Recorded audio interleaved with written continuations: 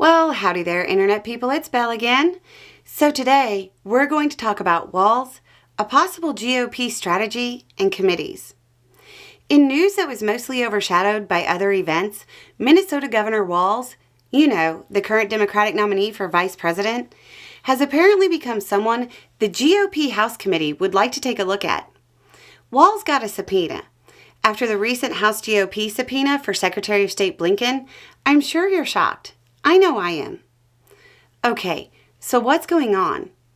Walz, the Minnesota Commissioner of Education, U.S. Agriculture Secretary, and the Agriculture Inspector General have reportedly all received a subpoena. Now, at this point, it looks like all the committee is asking for are documents, but that could change. What's it all about? In a letter to Walz, the chair of the committee said they wanted information to demonstrate, quote, the extent of your responsibilities and actions addressing the massive fraud that resulted in the abuse of taxpayer dollars intended for hungry children.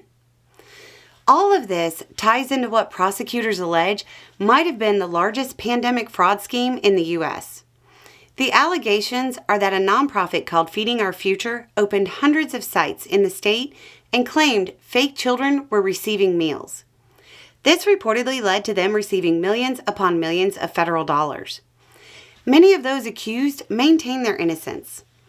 The state has already done an audit and basically found that the education department wasn't watching those getting funding close enough. It cited, quote, inadequate supervision.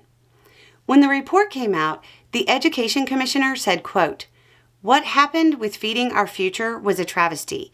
A coordinated brazen abuse of nutrition programs that exist to ensure access to healthy meals for low-income children. The responsibility of this flagrant fraud lies in the indicted and convicted fraudsters. It seems as though Republicans want to blame Governor Walz for the lack of oversight and therefore blame the fraud on him. There have been comments from Republicans in Minnesota along those lines. There's one thing to keep in mind here. This is actually something that Congress has a legitimate reason to look into, and they're currently only asking for documents. So far, there isn't a sign of them wanting to create a public spectacle of testimony. But given the recent track record of hearings up on Capitol Hill, we can't put it out of the realm of possibilities. This really might be them just trying to make sure this doesn't happen again. But the timing has raised eyebrows. There is a pragmatic political reason Republicans might want to avoid a public spectacle on this one. Timelines matter, and a quick scan through the reporting provides some interesting dates. Reporting seems to show that the state education department reached out to the USDA's Inspector General in the fall of 2020. After no action was taken, the education department reached out to the FBI in April of 2021. And that's when the ball got rolling.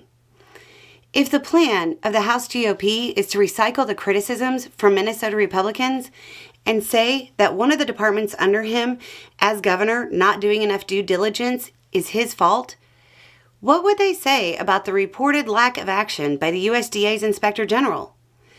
I hope they remember who was president then. It seems like pursuing this logic would lead to them inadvertently saying Trump committed the same failure of leadership they would be accusing Walz of. Anyway, it's just a thought. Y'all have a good day.